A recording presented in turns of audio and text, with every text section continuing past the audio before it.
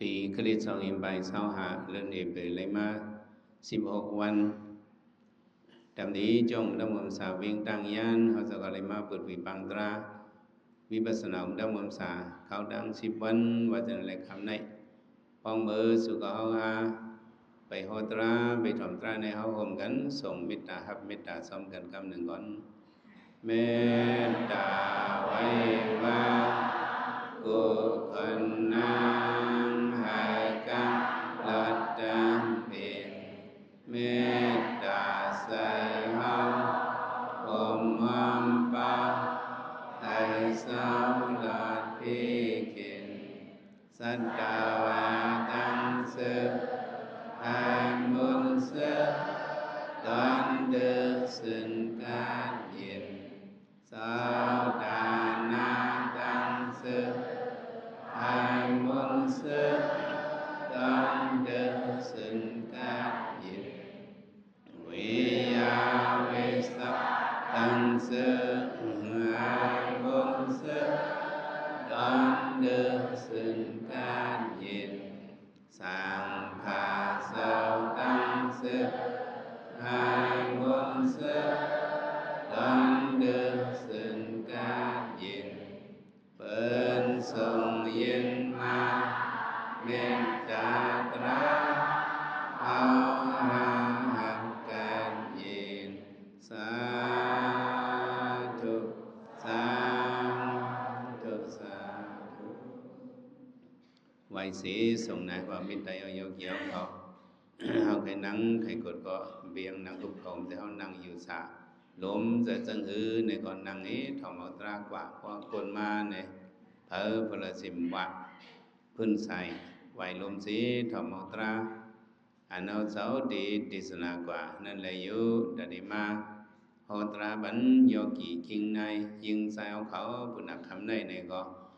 ตลาเขาสับเลี้ยงปริญินหมายสองเนี่ยหมายยังก็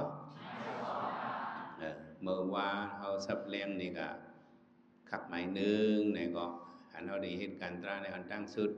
กันโตพระตราสังขยนาสามเจ้าเดี๋ยวก็ดูดันดูสาวปันพระเป็นสาวเฮ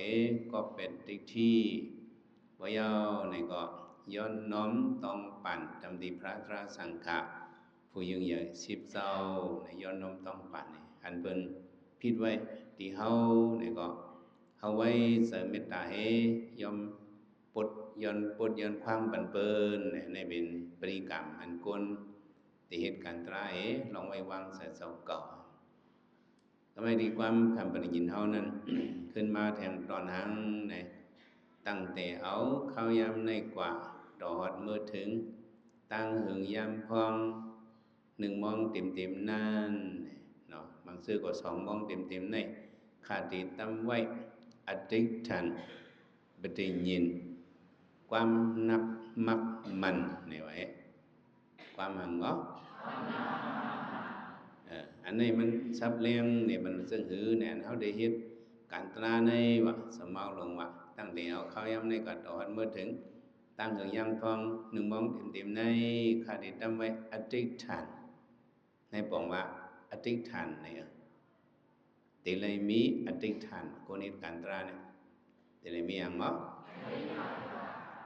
ป้อมมีอธิษฐานเนี่ยอันเอาเหตุการณ์หนึ่งอันเนี่ยป้อมมีอธิษฐานเนี่ยเขาสั่งไว้หน้าการเขาเมามัง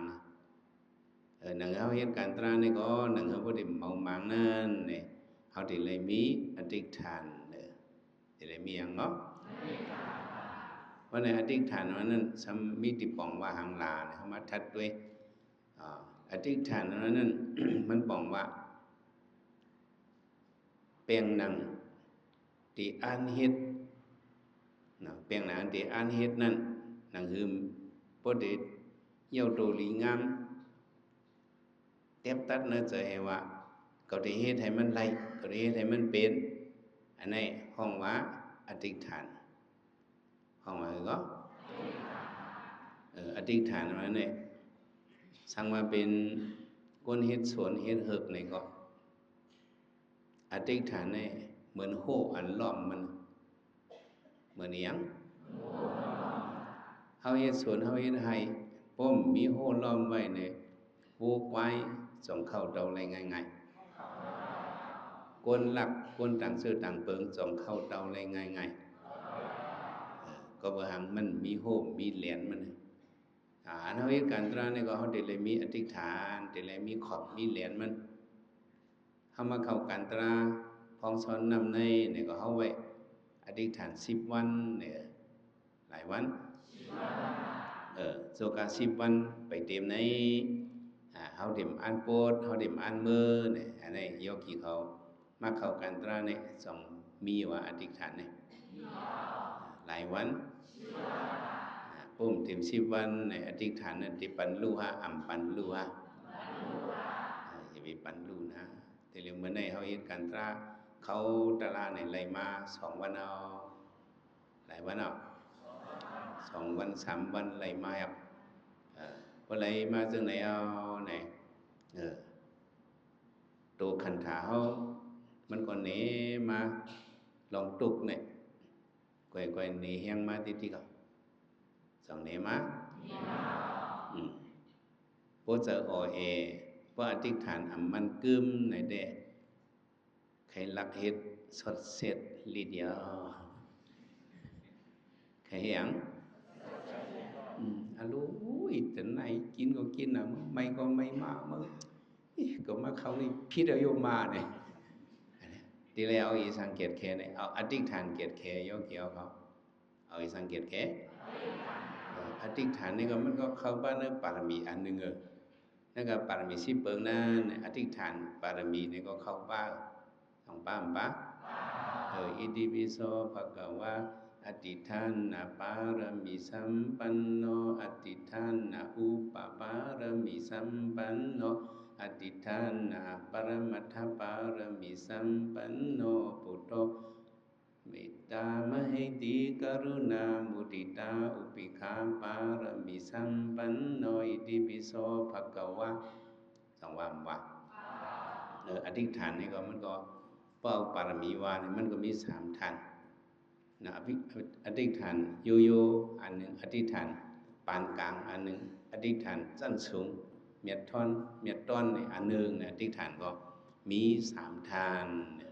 มีหลายทานแต่ว่าเฮาได้เลยมีอธิษฐานว่าเฮามีอธิษฐานในเด้เหมือนจังเฮาเฮ็ดสวนเฮ็ดเฮือกก็เฮามีโหมันล้อมไว้เพราะนั้นก็ปลูกไว้มาเข้าเตาก็สวนเฮาเฮือกเฮาต้องได้รู้แล้วคนต่อหน้าต่อตาเพียวมาไม่มีสวนน่ะมีโหไงเนี่ยเปิ้นหันสังก็เปิ้นก็ปิดเอาก็ง่ายๆสวนเฮาก็รู้เฮือกเฮาก็เลี้ยว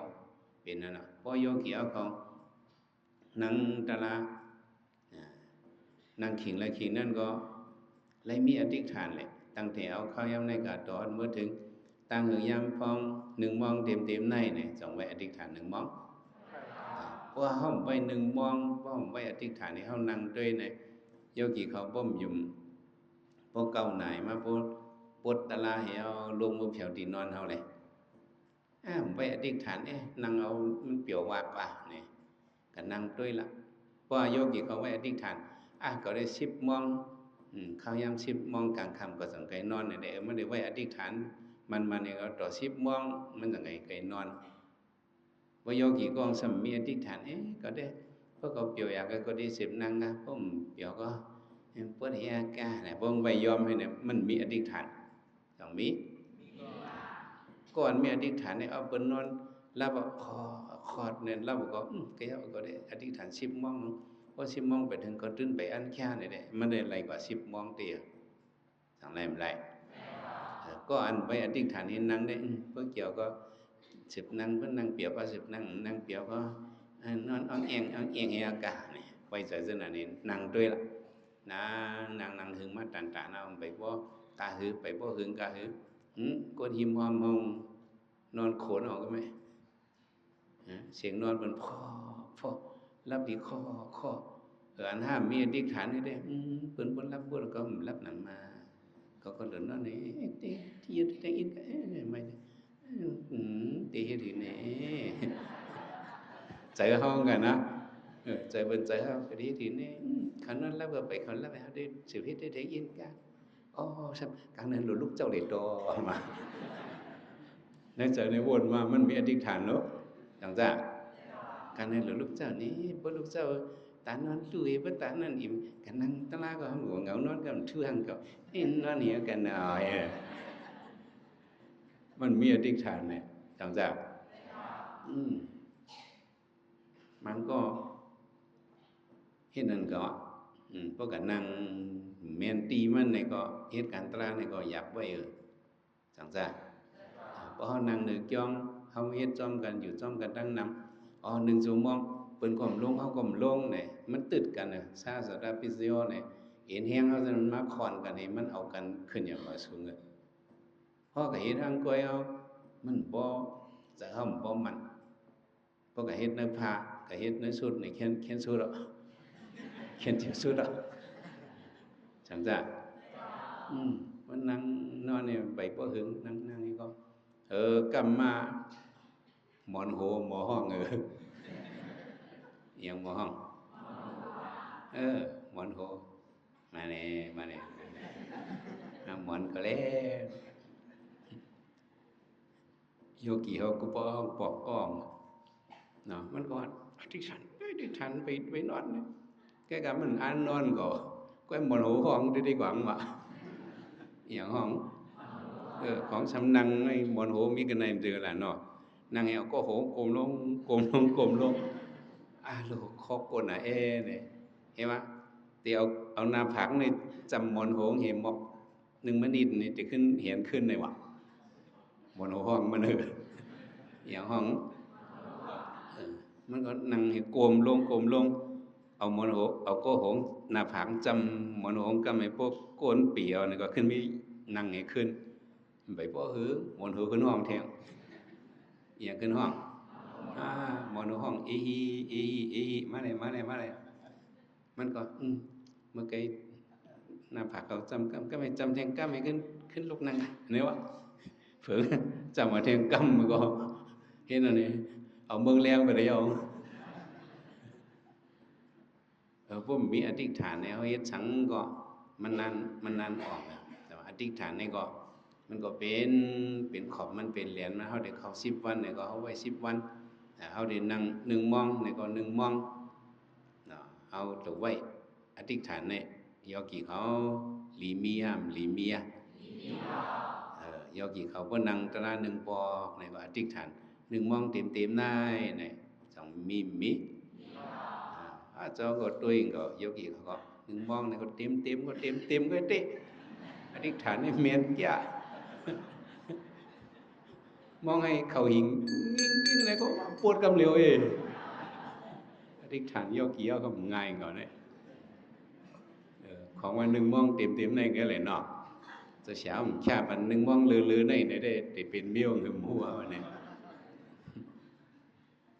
nàyอธิษฐานเนี่ยเอาเฮ็ดโหเฮ็ดแหลนมันเนี่ยเฮานั่งกว่าอธิษฐานมันนั่นมันได้ไหลมีได้ไหลปลาพระเป็นเจ้าเฮามือพองสำเร็จเป็นพระนี่ก็เนาะเกียนเจ้ามีเสียคู่ลายมันก็บ่ฮู้เนาะเกียนเจ้ามาเพียวตะดนไม่หยังพอที่น้ำมิงเจ้าก็ลีกูเมียวน่ะมันเจ้าน้ำมิงก็ลีที่เจมือมันจะไปออกห่างของก็มีแล้วได้มาปัดขนโหงตีน้ำอโนมานั่นเนาะนั่นก็มันจะไว้อธิษฐานดุสองไว้มันจะปัดขนโหงเองก็มันจะหิวเอาทึมขึ้นตั้งเหนือผ้าอย่างจ้ะมันจะไว้อธิษฐานเนี่ยพอเก่าเตเป็นพระพอได้เป็นหังพอเก่าเตเป็นพระในขนโหงเขาเนี่ยอย่าไปให้ตกลิ้นจังจ้ะมันจะเอาวุธขึ้นกลางเฮาก็รู้อธิษฐานเนี่ยนั่นป้มเป็นพระได้ให้คนนู้นอย่าตกลิ้นเลยในปืนได้ก็ว่าคนอินมาหับเอามือเห็นไว้กองหมูที่เบิ่งตามติงสามือเห็นเป็นกองหมูสุลามณีจังจ้ะคนโหมตกมาก็ได้เป็นพระแล้วเลยก็บ่มีอธิษฐานนี่แหละมีแฮงเจิงมามีหยังมามีหยังเสริมมาอธิษฐานคนนู้นเขาเนี่ยตกลีแน่เขาเนี่ยจะเป็นพระอะไรอยู่หยับแต่เนี่ยหยับ เขาได้คัดใจกว่าในแห้งจะในมีกอบหังมีกอบอธิษฐานมีกอบหังมีลุงกองมันก็ยังเจ้าสีทัดอย่างนั้นไปออกเคลื่อนกว่าก็กัดทาหูมันเนาะเอาผ้าไผ่นั้นปัดมันก็เยอะคนเมื่อก่อนก็ไว้คนโหย่างก่อนนะจอกโหงนั้นมีก็จันคนโหงก็ปัดจอกโหงเองมันก็ติ๊กทันพวกเขาที่เป็นพระคนโหก็ได้อย่าไปให้ดอกลิ้นเนี่ยทึมขึ้นกลางเฮาก่อนเนี่ยเผื่อตุ้ยเนี่ยคนโหนั้นดอกลิ้นกับกล้องไม่กิ่งไม่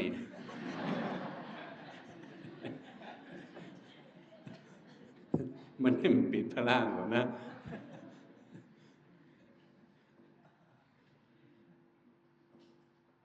ใช่ไหมเผื่อวันเจ้าสิทธาได้มาค่าจากการตรา6 ปีมีเสีย6 ปีเฮ็ดด้วยกูเมียวก็การนั้นจะได้อยู่มะเก่าอันเป็นพระเก่าอันเป็นพระมันจะมีอธิษฐานไว้อย่างไว้เก่าตื้นโอนกามเป็นพระเนี่ยกำสู้เนี่ยมันจะมีอธิษฐานเนี่ยย่อถึงดีว่าเกียนเจ้าใส่มาซุงเขาซ้อมนำนมนางสุสาตะเขาซ้อมนำนมเผอเลยมาซุงเขาซ้อมนำนมนางสุสาตะเอาไหนนั่งนั่นก็มันมีอธิษฐานไว้ว่านั่งนั่นก็มีอย่างเหรอมันมีอธิษฐานไว้มันก็ย้อนสู้ดีผีเปิดต้นไม้นั่นวะข้าย้อนมีลูกใจพวกข้ามีลูกใจไหน1 ปี1 ปอกข้าได้เฮ็ดเขาหงน้ำนมหวานเห็ดใส่เนื้อก็คำไม่มันหรือวันผีไม่ยอมเฮาและอธิษฐานไว้เลยนางสุสาตาก็ซ้ำมีลูกใจมาเตวะเนี่ยก็ในขอบปีมันก็มาหลุเขาซ้อมน้ำนมเริ่มแลพระเป็นเจ้าหนอร้องเจ้าสามารถนั้นสามารถอยู่ไว้ดี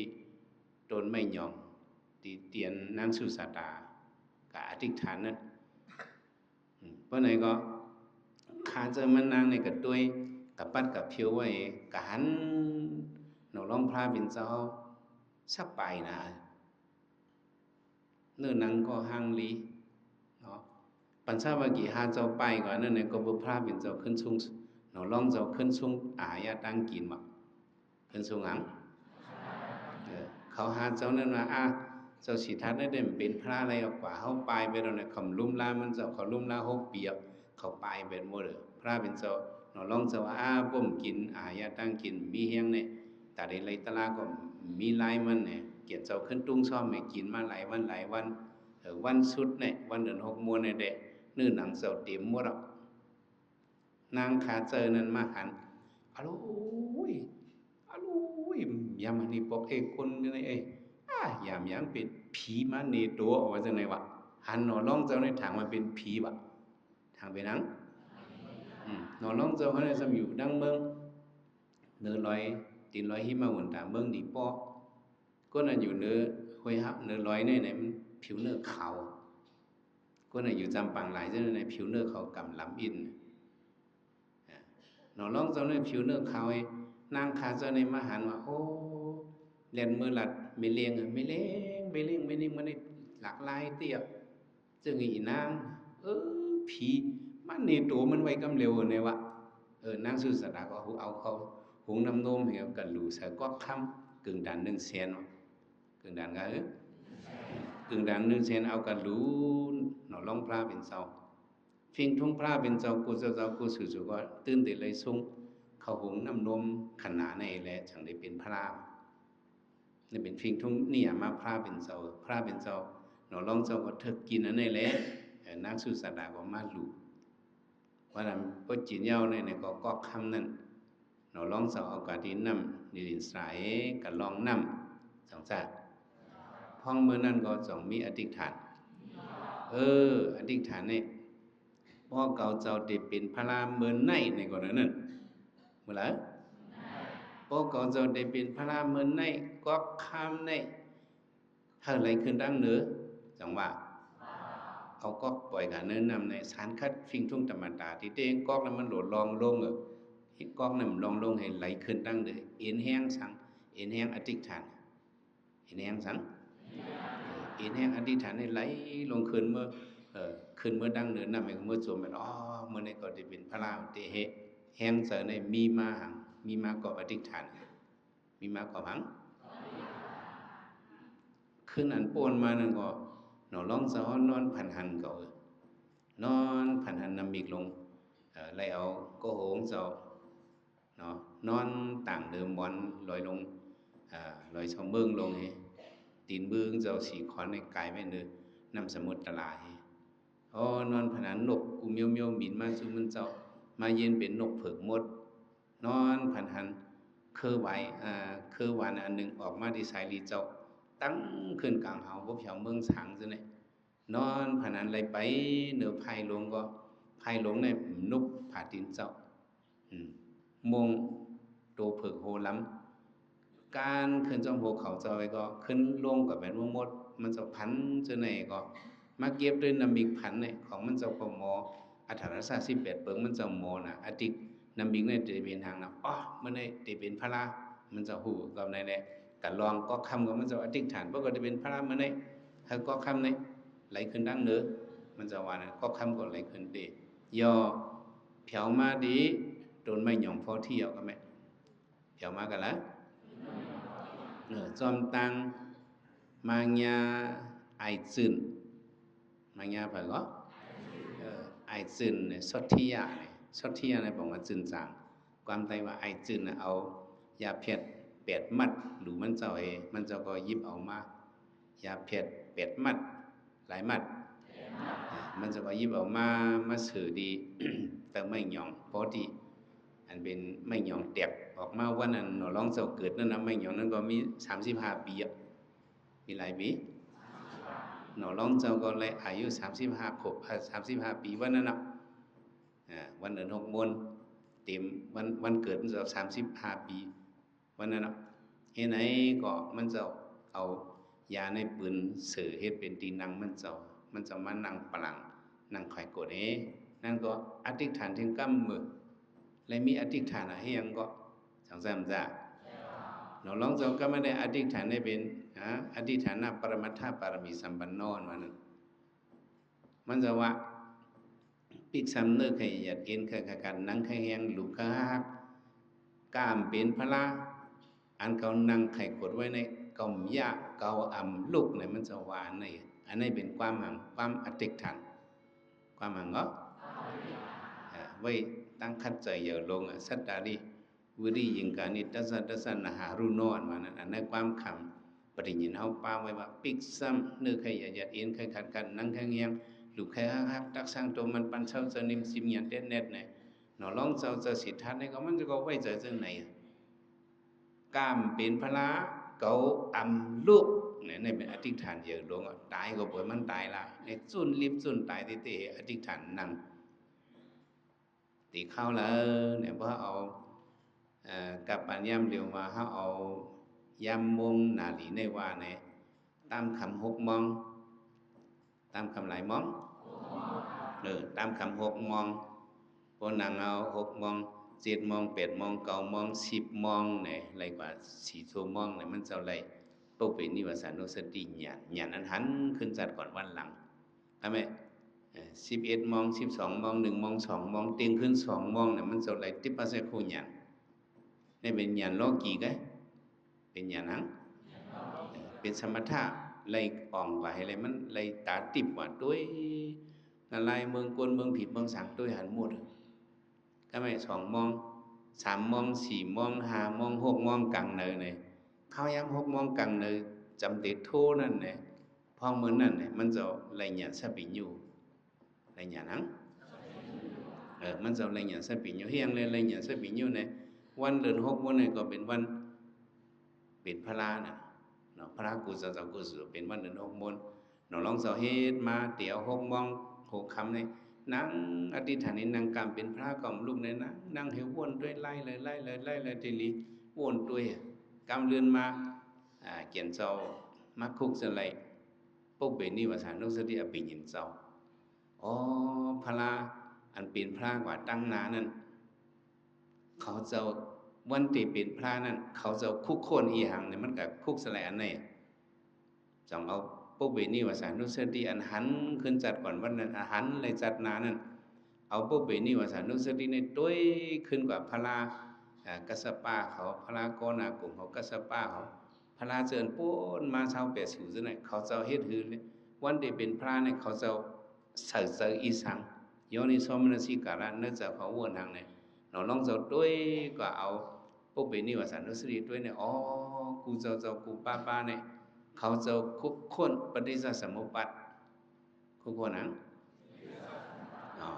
เขาเจ้าคุกคนปฏิสัสมุปปัฏเนี่ยปฏิสัสมุปปัฏเนี่ยบอกมาหังอวิชชาปิเสียสิงกราปิเสียวิญญาณนั้นทีนั้นเนี่ยคุกคนอนุหลงปฏิหลงพระเป็นเราลองเจ้าคุกคนในเยาวก็ตาม6 โมงจำเทศโทนั่นก็เขียนเจ้าอะไรเนี่ยถ้าเป็นอยู่เนี่ยเป็นพระกว่าอันเป็นพระก่อนนะครับใครว่าย้อนสางย้อนเอ็นแห้งสังเนี่ยเอ็นแห้งอธิษฐานเอ็นแห้งสังอธิษฐานเนี่ยเราลองเจ้าอธิษฐานขึ้นนั่นแต่ได้เป็นพระเนี่ยเขามาทัดด้วยข้าวยำเราลองเจ้านังตราเนี่ยหึงกาหือเนี่ย12 ชั่วโมงหลายชั่วโมงเดี๋ยว6 โมงกลางค่ำจะค่อยขิงรู้เนี่ยจังจ้ามันจะพื้นล้มพื้นหนึ่งเนี่ยอยู่กับ12 ชั่วโมงเนี่ยอธิษฐานอ่องเนี่ยมันก็ถึงที่ยอดทอดดีไปกว่าแต่ว่าสุก็เขามาเหตุการณ์ตราเนี่ยก็เขาไว้อธิษฐานเขามัน12 โมงก็เขาไว้1 โมงเต็ม2 โมงเต็มเนี่ยก็กึ่งรีไว้อยู่ยอกี่เขาจังจ้าไว้เนี่ยก็ใครให้มันกึมกว่าอธิษฐานเขาเนี่ย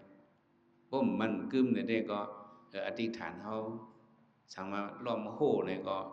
โหเขาชำป่องไว้เนี่ยก็วกไว้ทำจังเข่าก็จังเข่า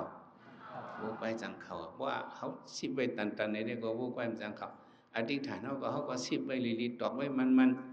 บ่เป็นสิ่งไหนเด้พรหลีอธิษฐานเขานั้นเนี่ยเขาได้ไล่สามป่วยพรหลีมันกว่ามันรอดมือละแสนสามเขาหลูไว้อธิษฐานเนี่ยได้ไล่ไว้มันเกียนได้ไล่ไว้นักจุ่มเฮียงเลยว่าได้ไล่ไว้อธิษฐานเพื่อไหนซึ่งก้นอันไว้อธิษฐานนั่นเนี่ยมันมีเยิงอันมันมีอย่างมีเยิงอันอันโยกีเขาก็มาไว้อธิษฐานเนี่ยเฮียงเนี่ยโยกีเขาก็มีเยิงอันอ๋อเขาใครป่องตะลาเขาใครหวนตะลาเนี่ยสองมีเยิงอันอันไหนพอมีเยิงอันอันนี้เขาหมดไว้อธิษฐานเขามันเกียนอธิษฐานเท่านั้นมีดีเขาตั้งใจเขาก็ได้อ่านให้มันเป็นจังไหนเนี่ยเขาตั้งใจเขาเนี่ยมันปั่นแห้งใจเขาเฮ็ดให้แห้งใจเขาขึ้นมาพอดีด้วยนะอธิบดี4 ป้านั่นเนี่ยก็มันเข้าบ้านเนอะสิกตาธิบดีเข้าบ้านนั่นเหรอเข้าบ้านภายแห้งทัดใจเนี่ยก้นอธิษฐานมันกึ้มเนี่ยบอกมาทัดใจเขาเกียนแข็งเอียงเกียนแข็งการเป็นจูอธิษฐานเขามีเขาตื่นปันอธิษฐานเขาลูกเขาตื่นปันอธิษฐานเขาลูกเนี่ยยิบมันปันเกียนไว้อธิษฐานเจ้าก็อันเหลียวเลยเขาเหตุการณ์ตราเนี่ยก็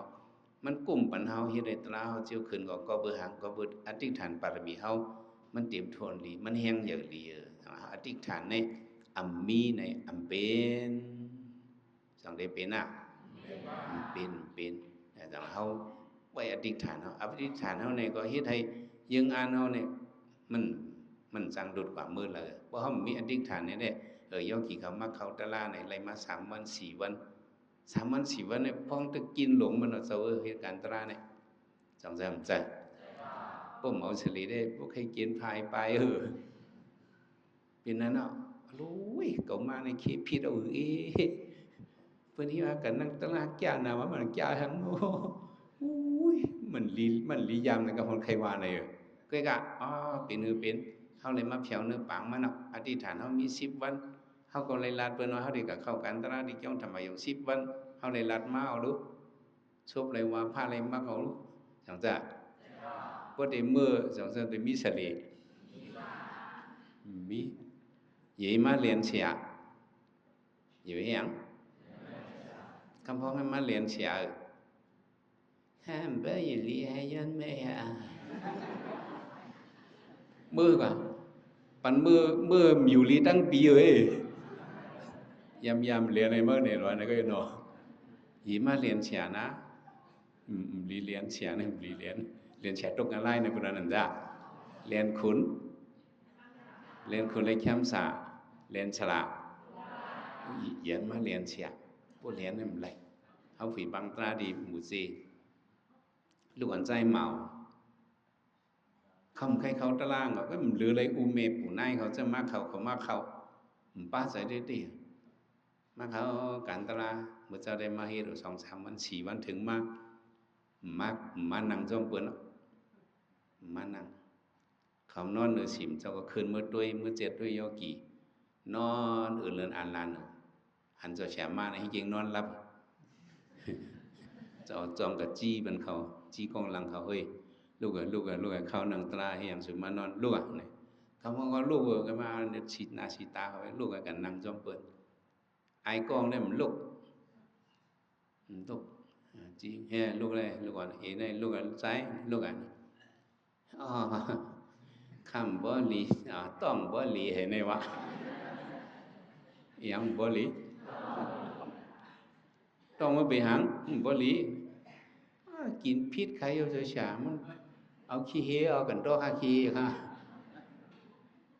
ต้องบ่ลีวะงี้ได้มันลีอยู่มันเรียนมันอย่างบ่ต้องดีก็กำมาให้ลูกอ่อนจะเอายาคีนูมาปั่นเลยเอาค่ะมันก็เลยนางตลาเผื่อไต้กองขึ้นออกมาเขาหนึ่งกันจ้าดอกกันไอ้ฮาได้ฮาเรียนมาต้องห้ามลีเนี่ยฮาได้อีชีน่ะมันเลยนางตลาเหมือนนี่วะเผื่อตึงลาดูเจ้านั้นก็ขึ้นนั่นดังขึ้นไอ้เนี่ยมันเลยนอนสองเลยนอนมันเลยนอนเอาเป็นทางเลยเอาเป็นเทศโมอูนว่าเป็นทางก็สองสู้จากเทศโมอูมันจะนั่งสมีเทศโมอูกำกว่าเนื้อทางนี้เทศไม่ออกก็ได้ดิก็เอาขี้เฮเปตี้ไว้เที่ยงวันมาขึ้นมาตรงปั่นเสียขัดพิษเอาใครได้เรียนเสียว่าใครเป็นตรงเฮเต้เขาออกนั่นน่ะมาเรียนคุณในแคมป์ศาสตร์เรียนเสียตกงานไล่มาเขาหลวมีอธิษฐานมันก็ยกกี่เขาหลวมียังเขาเลยมาเนี่ยศาสนาพระเป็นโซฮอนี่เขาล็อกไล่กูซื้อกูเปิงเขามาด้วยหน่อร้องเจ้าเขาเนี่ยมันจะอธิษฐานบางอันนี้ตาลีอีหลูมันเจ้ามันมีสละมันยุ่มย้ำอธิษฐานมันทางกล้วยมันเกี้ยงเอาทางกล้วยมันเจ้าอย่าไปด้วยจัดต่างอันเขามาด้วยจัดเจ้าตีมีเขาอันนี้เลยตีมียะจัดเจ้าตีมีและชีพจัดนั้นเป็นจัดอันดังจัดหมายหนึ่งนะตีซาสุนิมาอุจานาวิเวในตีมีจัดเจ้าตีมีเนี่ยลูกอ่อนก็เนี่ยมันเกิดมาคนพีเขาคนอินป้างเนี่ยลงมาให้อะไรมาเกิดดีนางหอคำสันตานะนางหอคำสันตามีลูกไหนก็ตึงผ้าวันพีก็คนอินในปรางมันใหม่ก็จะหนอลองพระเป็นเจ้าตีมีในลงมาตีสันทีเกิดมาเป็นลูกเจ้าหอคำเป็นลูกพระใช่ไหมพ้องเบอร์มันใจไหลเลินหนึ่งนั่นเขาเฮ็ดป้อยอาบเลินปันลูกอ่อนเฮ็ดป้อยอาบเลินมันไส้ตีมีเนี่ยเขาก็มากังปันจองเผือกจองขาวจองพี่จองเผือกให้มากังปันนี้เอากับจูดีปอจะหอคำลงพ้องเมื่อนั่นเนี่ยปอจะหอคำเนี่ยทำการสุกในเมืองเขาทำย่อมเลยผู้ลักลงสีเกาะผู้ลักลงไหนเกาะย่อมเลยผู้ลักลงสีเกาะจะหอคำโปงอามิงชาอามิงปันตามเขาเลยหนอร้องอันนี้มีหนึ่งเลือนไงมันหันอูงชาอามิงเนี่ยบงอามิงเนี่ยความมาฮึดเอาเอฟเอาลูกอ่อนก็เนี่ยแพทมาฮึเฮียงโอ้อูเอาปันคอปงดีก้นมีตั้งพิษหน่อยน้อยปันป้าตามตายปันมาตามข้อนี้โอ้การเมียวเนี่ยเด้หลอดตั้งพิษลงหลอดตั้งพิษวะ2 หลอดเพราะเนี่ยหนองร้องเจ้าเนี่ยมันคุกคนขึ้น มันเลยสัตว์ที่สระหยันในบอกว่ามันตองสัตว์มันอย่างเป็นลูกอ่อนเลยหนึ่งเหลือเนี่ยมันต้องสัตว์ก่อนวันหลังมันเป็นทางไหนอ๋อก่อนในลูกมึงผีเลยคนอินปังมาเลยก็ลงมาติสันถือในเมื่อเขาไปฮอด เมืองผีนั่นไงเขาในอะไรกับตุกอะไรมามือเหนียวเด้อหนอลองพลาดตุกอะไรมาเป็นหนังมามันขึ้นวนโดยจัดก่อนเฮียงก่อนตุกอะไรเนี่ยจัดในก่อนเป็นเจ้าคำเศร้าปีเป็นหลายปีเป็นเจ้าคำเศร้าปีก่อนเลยปงอมิงน่ะปันตามตายเพื่อนนึกสังเงินเนี่ยก็เลยพิจารณาก็เลยกับตุกอะไรก็กูสู่เขาขึ้นมาห้องนะก็เลยขึ้นมาขึ้นเพียงเบิ้งผีแต่เร็วเลยขึ้นมาลงติดสติเมืองก้นก็จะเป็นลูกใจเจ้าหอคำเป็นลูกพระพวกเก่าอย่างมาเก่าทำแต่เลยปุดเต้นตีอยู่ผู้เก่าก็ไม่เคยเห็นเจ้าหอคำเก่าเดถือนอเนี่ยลูกอ่อนในวนมันใหญ่มากมันวนก็เดไม่เคยเห็นเจ้าหอคำก็มันเหลืออะไรเพราะไหนเมผีก้องอันเปิ้ลป้าแต่ว่าผีเปิ้ลโตมันเจ้าก็มาว่าคนใจอ่อนเพราะเจ้าเก่าเคยเฮ็ดคนในหรือมีอธิษฐานหรือมีหยังหรือมีอธิษฐานอันกลางเสือเจ้าเก่าให้มันอ่องนั่นหรือมีอธิษฐานเมผีนั่นมาลาดมันเมผีเปิ้ลโตผีเปิ้ลคอเฮินกะมาลาดมันเจ้าติเลยว่าอธิษฐานซึ่งคือล่ะเมผีผีในพวกเขาปันก้นเขาหูในลูกอ่อนของมันเลยหันหน้าผียินเสียงผีป้องความผีเมื่อหลูเลยก็หลูเลยเหมือนเฮ็ดเหมือนก้นหูมนกก็ที่เลยเฮ็ดเหมือนสนังก้นหูนกเพราะมาอธิษฐานในไรได้เมื่อได้อ่องอันเมื่อเคยจะพอคำนั้นติเป็นอะไรอยู่เนี่ยพอขาแต่เอาวันนั้นมาลูกอ่อนในตึกไรเลือนเนี่ยมันอธิษฐานเนี่ยรัดความมองให้ลูกอ่อนก็เนี่ยอธิษฐานบารมีมันจะเข้าบารมียังหูก็ยินหนูก็เฮ็ดสังหางยินเนี่ยเปิ้นมาเคี่ยวมันสังให้กินก็ให้สิ่งยินเนี่ยก็หึงมาแมงยิงสันตาเนี่ยเจิมเลี้ยวลูกเขาเนี่ยเกิดมาเป็นก้นอายุในเนาะเป็นก้นหูหลงเอวเนาะเนี่ยแม่นว่าเนี่ยตื้อเจอจังจ้ะให้ในไผนามันใจก็ฮู้อยู่ให้เก่งฮู้อยู่อธิษฐานมันเจ้าเต็มจะมันเรียกมาต่อบ่ใหญ่ต่อถึงอายุ16ปีอธิษฐานเจ้าเนี่ยหลายปีใหญ่มาตันใหญ่มา6ขวบ7ขวบเปิ้นจ้ามกูเมียวต่อถึง12 13ขวบก้นหอในจ้ามด้วยกูเมียวให้เก่งหลอกมันเนี่ยก็มันตกใจสติในไว้เสียสติมันจะบ่ใหญ่สติก็ไว้เปิ้นฮึดก็มันตกใจอันนั้นเป็นก้นหูหนกนั่นน่ะพอเป็นก้นหูหนกแล้วพอปลึงเนี่ยก็ฮึดเนี่ยตกใจจังจ้ะเนาะลองซะในไว้สติเขาจ้ามก็ในอธิษฐานก็ปันรู้เนี่ยเปิ้นมาฮึดเอ็กก็มันตักสิมันอาเดียเนี่ยหมอห้องหมอให้อันนี้เอาไผมาตัดมันตัวเจ้าตัวก็เฮ็ดเจ้าหอกคำลงในมีลูกใจลงอยู่ในจะลำน่ะเจ้าหอกคำเนี่ยมีลูกใจลงลูกใจหูดุกลงในมือก็ดีถือให้บ่รัดความในเนี่ยเฮ็ดด้วยกูเมียวเอางูลงมาเค้นคอมันก็เฮ็ดมันจะตื้อเนื้อหังอธิษฐานมันบรรลุอธิษฐานมันจะแห้งอย่างเนี่ยจังจ้ะเอาไผตัดมันจะจำตักเช็คห้องก่อมห้องให้ก็มาให้จะมาเป็นลูกอ่อนต่อก็ถึงเป็นเหมามาเฮ็ดด้วยกูเมียวเอางูลงมาเค้นมันเอาจ้างลงมาหลอกมันเฮ็ดกูเมียวเตือนหนังหือ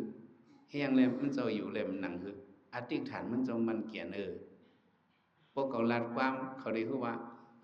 จะใจว่าในมันลงหูมันก็ริวลงในเปิ้นได้เอามันเฮ็ดขนมันก็เลยเฮ็ดขนบ่เฮ็ดขนมันแต่เลยตัดสินแตบตัดตะละที่เป็นอกุศลมันใครเป็นมันได้กระตกอะไรมามันฮู้น้ำหวานมันเนาะจังซ่เลยเฮ็ดขนอันเก็บอันกำไว้เนี่ยกะคำกันแล้วในอ่านโหโลโหหมื่นโหเฮียงปีมันเนี่ยแต่มากวนเอามังซื่อเนี่ยมันฮู้ ฮัลโหลพวกเลยเป็นคุณหนมาอิน มีอานาปาวามาอินเลยยิบกอง ยิบกลางมันมาอินฮัลโหลขาเก็บเบกเสียกหูเนาะอันเลยพิษกองหัวพวกก็เลยยิบกองมาได้ก็ฮัลโหลฐานก็เป็นเจ้าตั้งจูตั้งจาดอกคำหูลองมามันได้มีตั้งพิษเนี่ยเขาก็คืออานาปาวาเขาก็เฮ็ดฮอดลงกับกุมเมียวอันนี้เขาเฮ็ดกว่านี่ก็มันเป็นวดเป็นกรรมนี่วดกรรมมันว่าได้มันเลิกนาลูสองเลิกอ่ะหนอร้องเจ้าติมีอันนี้มันเจ้าโอ้พวกเขาลาดความก็คือพวกเขาเฮ็ดเก่งยีนในมันไหลอันก็อธิษฐานมันติรูปปานอธิษฐานรูปนั้นมันตักเสียงเป็นเมามากกันไหมเป็นหางมากcon hàng nó hỏi là chăm tôi cũng miêu miêu ảo nàng yên hàng lý màอยู่rồi mình cho mắt cho mình quan mình cũng miêu miêu có từ nửa hàng em miêuอธิษฐานมันเจ้าจงมันเกียรน่ะนี่ไปเจอพระลาเนี่ยตึกเป็นหนอร้องเศร้าก็เป็นอะไรเอ็นะ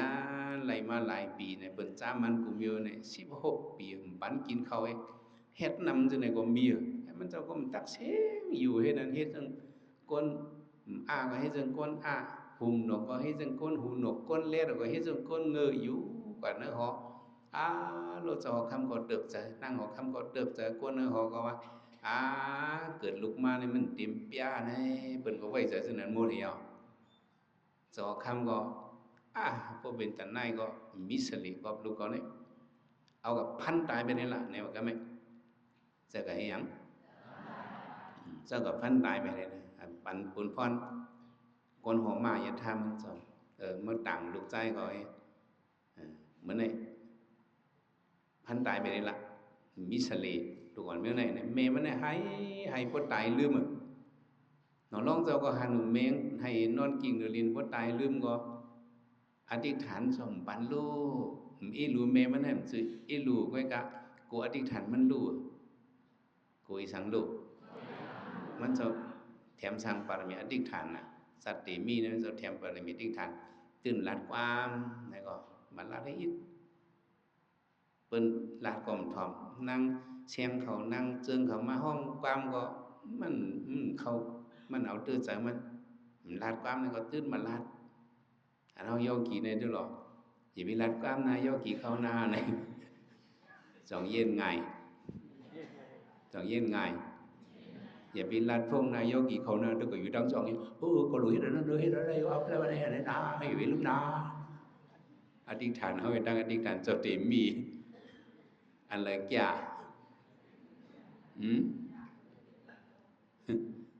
อธิษฐานเป็นอธิษฐานเขาหลุดหิวด้วยกันนั่นน่ะสติมีในยังดึกเป็นหนอนร่องเจ้าก็จัดหนุ่มไว้ก่อนนั่นอธิษฐานเป็นกำอาลาดความในเมมันมาให้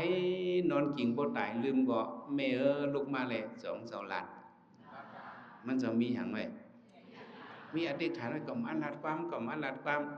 ไว้อธิษฐานมันในเปิ้นก็ต่างโลกว่าที่ป่าเหี่ยวกับคุดลุกเตียบเห็บพังรีเป็ดเตียบรีเบพังเป็ดกับเพียวกับปุ่นเอาไหนก็คนหอมมาเหมือนเจ้านึงก็เจ้าหมุลีเจ้าคำปงมิงมาเจ้าคุดลุกก็มันก็เจ้าเป็นคุดพอคุดเอาพอกลางวันตกก็กลางวันตกมกวันจุ่มลอยก็ก่อยผีมันเป็ดก่อยผีเนี่ยมันจะอะไรก่อยกวนเป็ดก่อยเจ้ามันเป็ดในกันเนาะก็ขอรอในกล่อมใจดื่มหรือเลยความขอปงเจ้าหอคำวันนั้นเนี่ยเขาก็คูดลูกให้เขามัดมันใจเอาลงมาวันนั้นกำนัน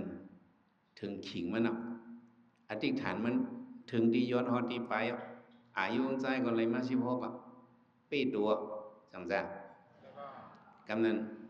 มันก็มาจุกหิมลูกอันเปิดพังมันนั่นมาจุกเหก็เห็นด้วยกลหัวหล่อมันหลาดความกันไหมมันจะเห็นสุขุดลูกตาเฮ็ดช่างเนี่ยเขาเป็นมัวเลยกันไหมหลักมาหลอมเขาชื่อดิพันเซนเขาว้าวสงสัยเขาหลักความมียงยินให้ปอกจมลาในปอกหนา16 ปีในมันลาดปอกใน lý am ham lý am ha tốt sở ham tốt sở ha lù liên công phong này liên mơ thường đi hồ này liên phâm mua xuân tín đi phát sở vô côn vô bập lấy khảo ngao lý đến mưa là cho họ khám ở chẳng có dôm mà con mi phong cảm bà nàyเขาจะเฮียงว่ามันดึกจอมเรียนเมื่อลาตีหัวเจ้าใจเอาหลัดความเขาอาลูก็เป็นเมเนี่ยมิติว่าเจอตีว่าเจอตีเขาครับเอาหูในยินมาใครเอามันจะว่าคือล่ะสุดเดียงลุกเลยตับพังจอคำปงมิ่งมาตับพังเนี่ยของจอเนี่ยเป็นคนอ่ามหลัดความเนี่ยเขาหลัดเอาตีเหลียวตับหลุกพังเอาจังจ้ะกวนดังเมืองในอ่อนกันมาครับผมซุ่มตอนวันหนอร้องเจ้าหลักความในอ่อนกันมาที่มันเจ้าหมดมันเจ้าก็มาไข่ในปืนมันเจ้าจัดก่อนมันไอเฮ็ดเจ้าคำเช่าปีเลยเหี่ยมเปิ้นตายมาปันอมิงตัวมันเจ้าหมอตายก่อนเลยปงอมิงเฮเอาเปิ้นที่นั่นเฮ็ดไหนมาเขาในอะไรก็ขำอะไรมาเขาต้องจัดเขาขึ้นในกล่อมแค่เฮ็ดเจ้าคำก็ย้อนต้องปัดก็ย้อนกว่าเฮ็ดยาหานเนี่ยมันจะไปกว่าเฮ็ดยาหานไปเด้ออันนี้เขาจะใครลาทางใดใครลาลองอธิษฐานมันกึ้มกว่าโยกีเขาอธิษฐานไปเนื้อเนี่ยโยกีเขาดับหลวอธิษฐาน16 ปีก็ใครเลยอธิษฐานโยกีเขามันกึ้ม1 นาทีก็16 ปี1 นาทีโยกีเขา16 ปีนั่นจังโยกีเขาได้เป็นไรจังได้เป็นไร1 มองรู้ไปtuổiกันเนาะhầm học sim hầmย้อน16 ปีเขาย้อน1 มองcái này do kỳ không nắm 1 มองcái 60 minute cái lại minute dù làใครเจอด้วยหนอลองเจ้าละโอ้หนอลองเจ้านั่นลูกอ่อนก็16 ขวบก็ใน16 ปีเนี่ยมันจะอธิษฐานมาอันเฮาในก็1 นาทีก็มันเป็นเลยฮะยิ่งมันเป็นเลยฮะใจมันเป็นเลยฮะนายมันเป็นเลยฮะปู่ในปันแห้งเจ้าแลจังซั่นจ้ะเจ้าเฮาอยู่กันในปันแห้งเจอยอกี่เขานี่มันบ่มีแห้งเจ้าก็ขึ้นปันแห้งเจ้าก็ในมีแห้งจังจ้ะเฮาหลุดถ่อมตะลานะถ่อมปองหังน่ะถ่อมไม่เอามาแทงแห้งตะลาเฮามันชื่อว่าถ่อมลีถ่อมลีมวนลีเซยถ่อมจืดถ่อมให้เอาตอนสอนมันมาสอนเจอเฮาเมื่อเฮานั่งตะลานั่นน่ะโยกี่เขานั่งนี่กินมาเอาเจ็บนะใครพื้นเอาพื้นนี้อธิษฐานเฮา1 นาทีก็หนอลอง16 ปีมาเฮานี่คลาสังเสเนี่ยไว้เจอจังไหนแหละจังซั่นจ้ะอธิษฐานเฮาให้โยกี่เขาไว้มันกึมเฮาให้ย้อน1 ชั่วโมงก็หลายชั่วโมงซึ่งปอชาวานั่นน่ะเยินไหลก็เยินเยินไหลก็เยิน1 ชั่วโมงเราบ่ได้นำให้นั่นเด้แค่นมีดีว่าอธิษฐานเนี่ยอย่าไปบรรลุบ่เฮาเหตุการณ์อ่อนการอีกเหตุการณ์เวลาเสียมว่าบ่เฮาอธิษฐานเฮา1 กำ1 อินเพราะมันอ่องกว่าน้ำเป็นกว่าน้ำอธิษฐานเฮาถึงดีกว่าน้ำในหึงมาก็คนเฮาเนี่ยมันขึ้นอย่างมาสูงมาตะลาเฮาก็มันก็ขึ้นอย่างมาสูงมาอธิษฐานเฮา1 มองมื้อนี้เต็มเรียมื้อฟู1 มองมื้อฟูก็เต็มแทงวันก็เต็มกูวันแห้งใจก็มีมาก็หังก็อธิษฐานเฮาก็มีหังเฮาอธิษฐานนั้นเฮาจะว่าหลู่ไลหมานเมนหลู่ไลเบียงโยกีเก่าเฮามีกองอธิษฐานมันก็หมานเมนก็โยกีเพอเนี่ยมังซื้อติหูจับมังซื้อติมหูจับลุงป้าตันเนี่ยลุงอ่างเงาะลุงป้าตันลูกยิ่งลูกใจมีอยู่ทีเดียวหายหมดหัวมีเขาจะไหนไอ้ตันอ่องเขาจะไหนเป็นลูกใจมันลุงป้าตันมันก็มานั่งตะลาซ้อมปืนพอแฉก็โอ้ตะลาปั่นแห้งเขามังตัวเมืองแรงเลยเนี่ยพอแฉปั่นแต่หน้าหนึ่งโยกี่ก็เนี่ยพอโดยตะลามันเข้มมาพอมาใครเลยตะลาคืนไหนไม่อย่าไปนอนเนี่ยว่าแต่ไหนโยกี่นั้นก็นอนมังตัวเมืองแรงเด็กอะไรตะลาเดียว ให้ไหนทำไมลาดคืออธิษฐานเนี่ยทำไมลุงป่าตานมันก็ว่าตาลาปอแฉก็แค่มาก็ปัดเตลัวเนี่ยมาไต่ไฟเตียนอธิษฐานมันไต่ไฟเตียนที่เข่งพระมันนั่งนอนดังจองเลี้ยงธรรมคนโยกีคนใจโยกียันนอนดังจองเลี้ยงธรรมไต่ไฟเตียนเนี่ยลุงป่าตานอธิษฐานคำไหนขาเดนนังตาลาต่อไฟเตียนหมดต่อหังหมดอธิษฐานมันต่ออีสังหมดต่ออีสังหมดต่อไฟเด่นหมดนะมันก็บอกไฟฟ้าตัวนั้นบ่มีแหละเนาะก็มีไฟหยงจากปันไม้กำมาก็มันหมดให้มันมาไฟฟ้านั้นมีไฟอิเล็กทริกไฟฟ้านั้นมีอย่าไฟเด่นมันไต้ไฟเด่นนี่ไฟนาเข่งปลายนั่งเปิ้นก็นอนหลับซื้อยอกี่มังซื้อก็นอนหลับมังซื้อก็นอนขนคิงปาตันใครคนไปเข้าคนใครนอนไปเขานอนหาเด็กต่อไฟเด่นหมดคนนอนขนนี่นะ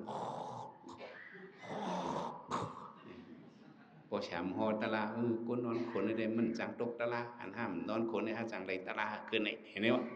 อธิษฐานต่อไฟเด่นหมดต่ออังก็คนนอนรับไรตะลาพอแฉว่า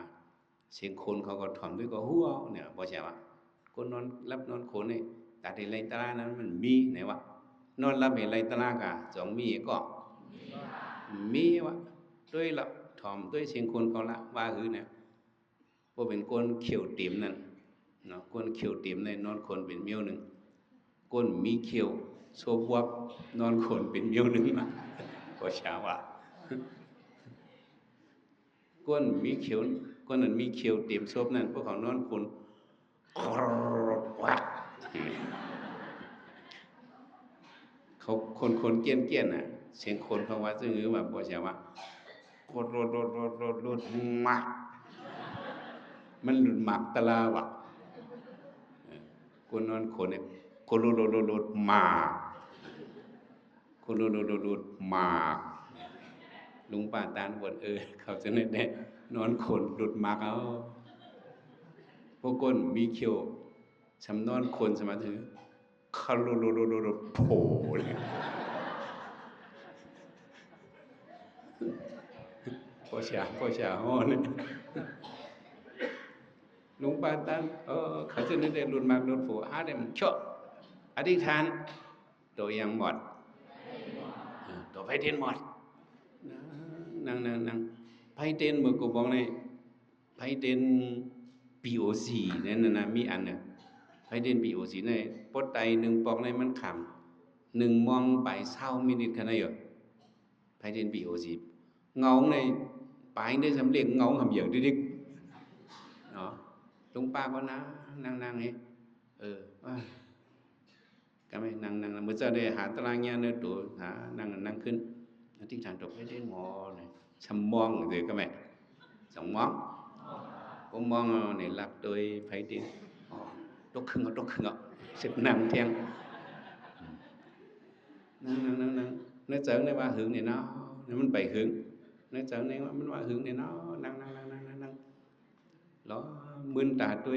cứหักมือไงก็ไม่เรื่องการแล้วเพราะว่าอธิษฐานที่ออกซ้ำที่หมดแล้วอธิษฐานอยู่นี่นะผมป้าเจอมาเวทนาก็ขึ้นมาเองจังเจอก็นิ่มเห็นไหมก็ไม่เมืองเจอนิ่มได้โอ้เตียนโบสุดกว่าตั้งนำมันโหเปิดเจอมันนิ่มมาในอาลูกนก็กนมาอาลูใครออกนอกก็รู้ใครรีปังก็รู้ลงมาจมกันหมดแล้วก็ไม่เขาเห็นอธิษฐานเนี่ยมันได้มีอัญญามันตีมีอย่างมันเขาหลุยเยินอะไรให้มันปวดลงปาตาอาลูฮิริทีนี้เพราะว่าที่หมดเรานั่งนึกเสริมเองว่าหึงเนี่ยมื่นตัวคือดูหมอกหักมือที่ดีกว่ามื่นตัวเจ็ดแปดปอกคือดูหมอกหักมืออ่ะหาตลาญาเนื้อโตจังจ้ะตลามันมีเนื้อโตกับมีที่ไฟเต้นก็ไหม มีกันละตุ้ยกำแล้วก็คือดูมกโหเมมือ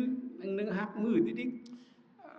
ก็สมัยที่ฐานตกฟิตเต้นหมดนี่จิบก็จิบมันขี้ก็ขี้อยู่ก็ขี้อยู่แล้วก็ดีถือได้พวกไฟเต้นหมดก็อธิษฐานคำเตลูกเนี่ยวะลุงป้าจานเสียนเฮ็ดเสียนเป็นเสียนมีโยกิแต่เหลือได้มีโยกิงั้นนะลุงป้าจานอธิษฐานเฮียงเลยก็ไม่อธิษฐานต่ออีสังหมดต่อไฟเต้นหมดเลยด้วยกำลังกระดูกหมอหักมืออ้าวโอ้ยน้ำตาก็ใครออกอุ้ยไปกินไปเย็นอย่าไปมันจังให้ถือลุงป้ากำมาก็โหกลมลงเลยก็โหไงยังมันสมัยก้นสูงก้นยาวน่ะแอมก็ยาวโลดให้ลุงป้ากลมลงย้อมกลมไม่อย่างไรมันกลมเลยเอาซุปจำไพเต้น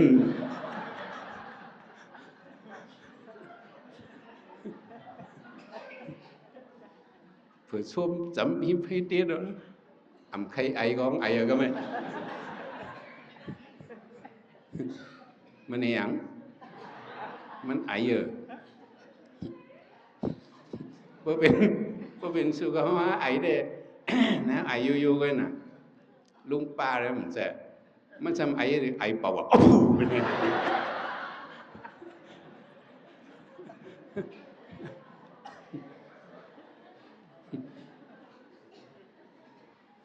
เพราะนั้นเต้นก็หมดแล้วเต้นสองหมดเนี่ยเต้นหมดแล้วเผื่อเต้นหมดแล้วมันสำลัดไตกองไว้ก็ได้อธิษฐานต่อไพ่เต้นหมดจังได้แค่เพิ่นนอนรับบังหูทำโกเพิ่นหูว่าฮักเอาเต้นนี่ฮักเอาเต้นให้ออกมาดังดอกกับวืดแปรแล้ว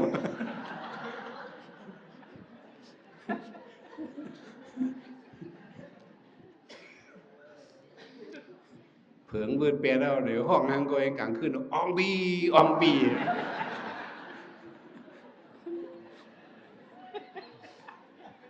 อธิษฐานไพ่เต้นหมดแล้วนั่นเด้เอาอย่าไปเฮ็ดจังนั้นก็เอาเนาะอะไรตุกย้อนโยกิก็ได้อธิษฐานเฮาให้มันเม่นให้มันเป็นจังก็มันเม่นนะตัวว่าพอมีอธิษฐานว่าเนี่ยเฮาเฮ็ดสังบ่มันอ่องไรมันเสียงทัดเจอเฮาอธิษฐานนี้มันยุบปันทัดเจอเฮายุบปันนี่จังเฮามันยุบปันทัดเจอเฮาอ่ะมันตีให้ไทยเขาถึงดีเอาดีไปเนี่ยก็เบอร์อธิษฐานเลยก็เบอร์อะไรอธิษฐานเนี่ยแต่ว่ามันเป็นการลำลองอันหนึ่งในความคำปฏิญญานั้นตั้งแต่เอาเข้ายามในกว่าต่อหอดมือถึงตั้งหึงยามพองหนึ่งมองเต็มในคาเดตั้มไว้อธิษฐานความนักมักมันเนี่ยอธิษฐานในเป็นทางไหนที่บอกมันไม่ดีว่าความนักมักมันว่าเหรอเขาไว้นักเหเขาสมักมันไว้นั่นน่ะจะโยกิเขาอธิษฐานเอาความนักมักมันเอาไปนั่งเขาได้มักเขาสิบันเนี่ยเป็นความนักมักมันเขาอธิษฐานในที่บอกความใดว่าความนักมักมันเปิ้นมักมันปัญหาคือเขามักมันนั่นเสือเขาเนาะเปิ้นมักมันปัญหาเขามักมันนะเขามักมันนั่นเสือเขาหนังกันตั้งเชียงเขาพร้อมกันเขามักมันนั่นเสือความนักมักมันหนึ่งมองเต็มในก็ได้ให้มันไล่เนี่ยพอเขามีอธิษฐานเขามันกึมกว่าไหนได้ก็เขาเฮ็ดสั่งก็มันอ่อมเจ็บมากเลยเขาเคยพื้นก็อธิษฐานเขาหนึ่งมองในกล่อมอันพื้นอันหนึ่งลง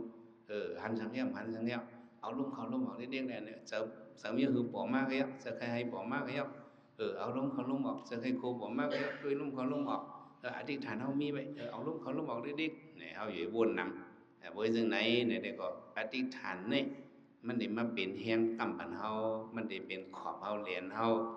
hay không chỉ việc ọt nọc khọp chỉ việc ọt nọc liền nên này có ý sáng để mà mặt bản hao này ati thản này ý hàng để mà mặt bản hao ý hàng để mà kẹt bản hao ati thản này mình ati thản này mình lầm lòn rồi đó bên cá giờ การลงเด็ดๆมันเข้าปานในบารมีอันหนึ่งเข้าปานนั่นแหละอธิษฐานบารมีเนี่ยมันชื่อว่าหนอร้องเจ้าเขาลาลิดื้อกำแจ้งกำจื้อนะเปิ้นเลยมีอธิษฐานสู่ก็ว่าเนี่ยก็เฮาเฮ็ดสังกยับเฮาหลมีอธิษฐานเฮานั้นที่เลยตั้มมันของหังอธิษฐานอันว่านั้นบอกว่าความนับมักมันเนี่ยก็ยกเหี่ยวเขาคำปฏิญินมาเนี่ยอย่าไปว่าจอมหลายๆก็วนที่ปอกมันอันว่าความนับมักมันอันว่านี่มันลึกล้ำแต่ในหลวงห้อยแต่ได้เลยมักนะโผล่ต้านมาอธิษฐานเนี่ยมีนั่นเป็นแนวหลวงปองใส่ก็เป็นจังไหนเหมือนในเฮามาสับแรงในบันลองความนักมักมันอธิษฐานบารมีเนี่ยในมันได้กุ้มปันเฮาโยกิเจียวหันตะลาเนี่ยโยกิเขากุศลกุปากุกกุกลอะไรมีอธิษฐานความนักมักมันปันแกนอะไรอธิษฐานกว่าเนี่ยก็เลยเจียวทบญาตลาทุตลาเมียตลาเสตรามันขันไว้สักกรรมเลยตาเนาะ